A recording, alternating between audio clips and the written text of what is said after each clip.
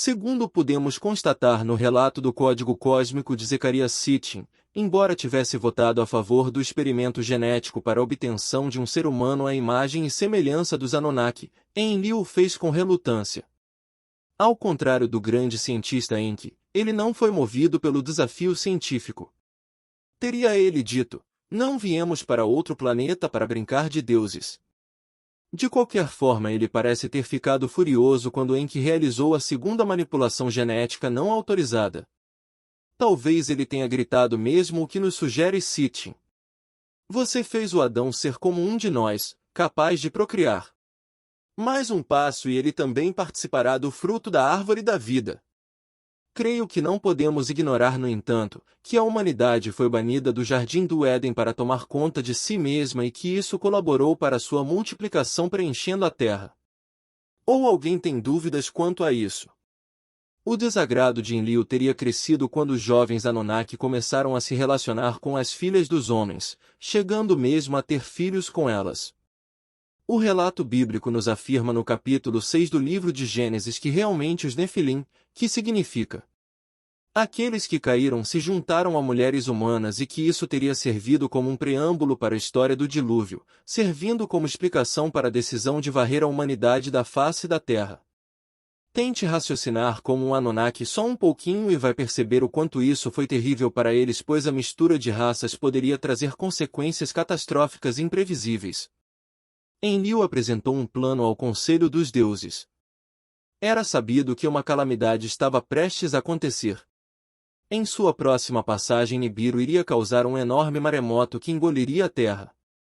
Ele teria sugerido: não vamos alertar a humanidade, deixe toda a carne perecer. Os deuses concordaram e juraram sigilo.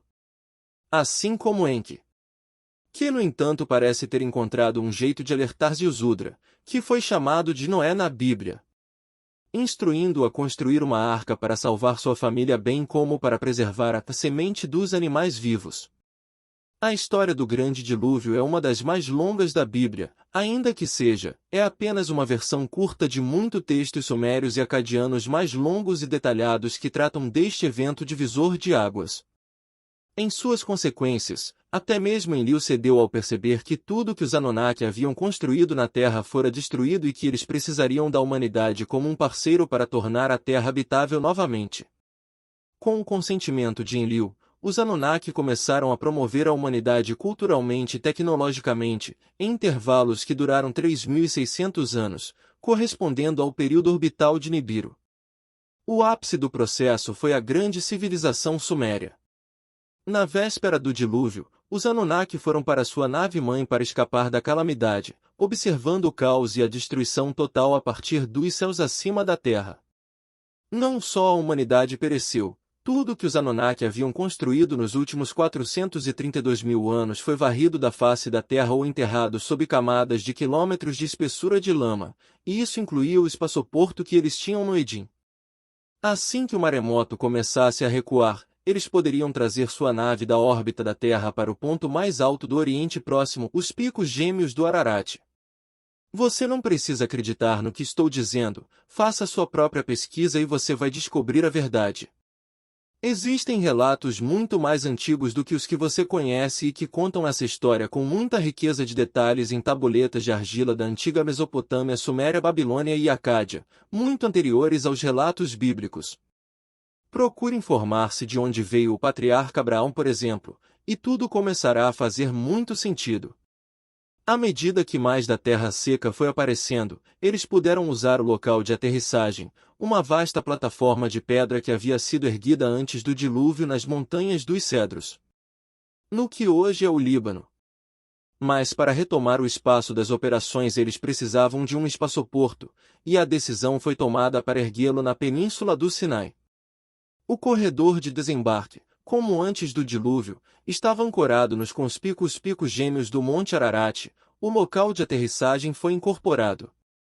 Um novo centro de controle de missão para substituir o que tinha estado no Nippur pré-diluviano foi selecionado, e 2 picos gêmeos artificiais foram erguidos para ancorar o terminal do corredor de aterrissagem, as 2 grandes pirâmides ainda existentes em Gizé, no Egito. A preocupação com as rivalidades latentes entre os dois clãs distintos na Terra fez com que a localização do espaçoporto e suas instalações auxiliares assumissem grande importância.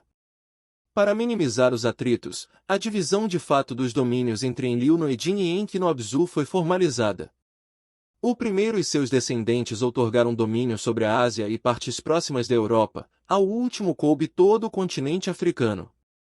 Isso significava que o local de desembarque pré-diluviano e o novo centro de controle da missão ficavam em território enlilita. E as grandes pirâmides com sua intrincada orientação de sistemas nas mãos dos enquiitas.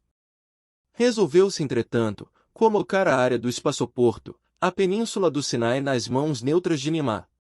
Para marcar o evento, ela recebeu o título epíteto de Ninharsag, de Senhora dos Picos das Montanhas. Para continuar acompanhando essa história emocionante que espelha o passado no futuro, não perca mais tempo. Venha para o planeta Anunnaki. Inscreva-se neste canal. Curta, comente e compartilhe para expandir o planeta e habitar entre nós.